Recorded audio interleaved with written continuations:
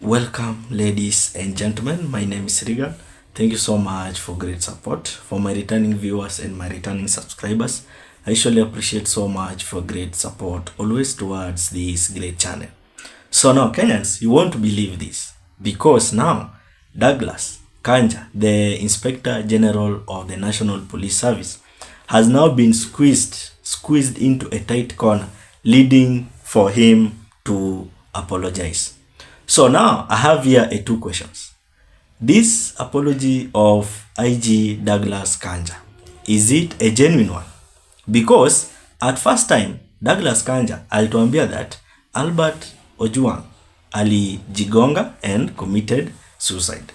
And even the letter from the National Police Service at that time tells us that Albert Ojwang committed suicide by hitting herself onto the wall. So now there is something here, it's being hidden, because at first time the statement which was being issued by the National Police Service, it is so different with what now Douglas Kanja is coming out to say, because that's where now the senators are so curious and now squeezing him into a tight corner, in which now has led to the apology whereby Douglas Kanja has apologized. So now I want us to say something here.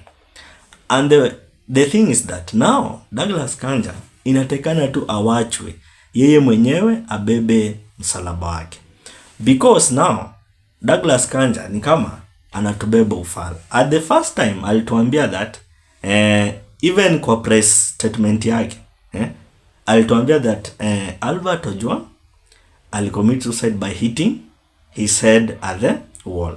Now anakam tena kuto apologize kusema that ile yenye alisema haikuwa kitu ukweli, and ana apologize on behalf of the National Police Service. So now now it means that what now the IG is saying, we cannot take it for serious, because ni kama anatuchezea. At first time anasema hii, sasa anasema hii, hiyo ingine anasema ile, tena atasema hii. So now meaning that now even the National Police Service has to face the consequence because of publication of false information. At first time the National Police Service walituambia that Albert Ojwang alijigonga kichwa na committed suicide.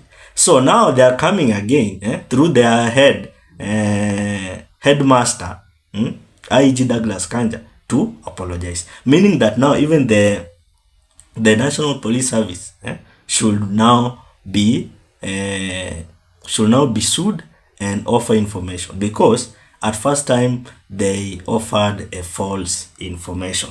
So now Douglas Kanja apologies, it means only two things: it is a null and void, and Douglas Kanja has only two options: either resign or to be fired with immediate effect. So I want us to watch the video of Douglas Kanja apologizing, then we proceed. But before we proceed, ladies and gentlemen, as we always do, don't forget to like the video. If you like the video, you automatically support. Otherwise, thank you so much for that like. Keep on liking and sharing, and let us watch the video, then we proceed. It is true, as Senator Mugatana has said, that going by the report that we have gotten from my Paul, that it is not true, he did not hit his head against the wall, but that is the report that we had from the word go. I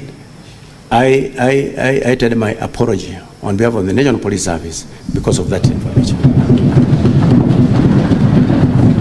So now, after that video now, there is another thing now, because the thing is that it means that Douglas Kanja alijua what happened to Albert Ojwang, because hii statement yake ile ya kwanza yenye alimekwa press na hata kwa the letter yenye ili come from the National Police Service, it means that there is a problem, na alijua what happened to Albert Ojwang, meaning that now even if ana come out to apologize sahi, it means that hii ni mchezo tu anacheza, mchezo wa paka na panya hapa na pale, meaning that now his apology will not be accepted. Mara ya kwanza alituambia that Albert Ojwang alicommit suicide, so now he's coming out again to tell us that that they are sorry. So meaning that Douglas Kanja knew what happened to Albert Ojwang. Ni vile tu hataki kutuambia. So now anajaribu kutufunika na kutu apologize. And again, to make the matter worse, ana apologize kwa Senate, then unapata some of the senators tena wanampigia makofi. It is so ironical how this government operates. Mtu kama huyo hataki apologize istahili mpigie makofi. Mbona mnampigia makofi? So now that means that thing what Douglas Kanja has done is a total hypocrisy, because at first time alituambia ile, the second time tena ndio anatuambia hii na ana end up apologizing. So now we can end up at the conclusion that, meaning that also the Mr. Muchiri M. Nyaga, Director Corporate Communication, National Police Service, should resign with immediate effect. Kwa sababu Nyaga, Muchiri Nyaga ndio ni ule the communication, corporate communication director of the National Police Service, and he's the one who signed the first letter which came from National Police Service telling us that Albert Ojwang committed suicide, meaning that hata yeye mwenyewe pia intakana akuwe sued na akuwe resign ama akuwe fired with immediate effect, because hii ni mchezo tu wanachezea hapa na pale hapa na pale. At first wanatuambia hii, at second wanatuambia hii. So now you can clearly tell that how the pressure now are now building up, because at first walituambia ati Albert Ojwang alicommit suicide through kujigonga kwa ukuta.